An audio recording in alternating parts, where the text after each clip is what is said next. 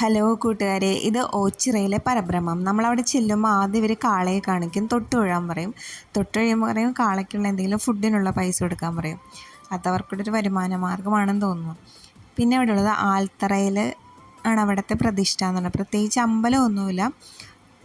പിന്നെ അവിടെ നമ്മൾ ആൾരൂപങ്ങളൊക്കെ വെച്ചിട്ടുണ്ടായിരുന്നു. അപ്പോൾ നമ്മൾ അമ്പലങ്ങളിലും പള്ളികളിലൊക്കെ കണ്ടിട്ടില്ല, ഇങ്ങനെ ഓരോ അസുഖത്തിനും അല്ലെങ്കിൽ നമുക്ക് ഇഷ്ടമുള്ള കാര്യങ്ങൾ സാധിക്കാൻ വേണ്ടിയിട്ട് ആൾരൂപങ്ങൾ വയ്ക്കാം. ഞാനൊരു സ്ത്രീ രൂപം മേടിച്ച് അങ്ങനെ വെച്ചു, ഞാനും വെച്ചു, സുഹേ ചേച്ചിയും വെച്ചു.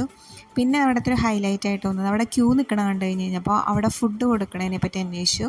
അപ്പോൾ അവിടെ എത്ര വേണമെങ്കിലും ഫുഡ് തരും. അതുപോലെ വൈകുന്നേരത്തേക്കോ പിന്നീട് ആർക്കെങ്കിലും കൊടുക്കണമെങ്കിലോ പാത്രങ്ങളൊക്കെ ആയിട്ട് ചെന്നാൽ എത്ര വേണമെങ്കിലും ക്വാണ്ടിറ്റി ഫുഡ് തരും. ഒരു കാറ്ററിംഗ് സർവീസ് നടത്തണ പോലെയാണ്. ഒത്തിരി പേരാണ് നമുക്കവിടെ ഫുഡ് സപ്ലൈ ചെയ്യണത്. നമ്മൾ എന്തെങ്കിലും അമ്പലത്തിന് വേണ്ടി ചെയ്യുകയാണെങ്കിൽ ആ ഫുഡിനുള്ള പൈസ കൊടുക്കണം, അതാണ് ഒരു പുണ്യം.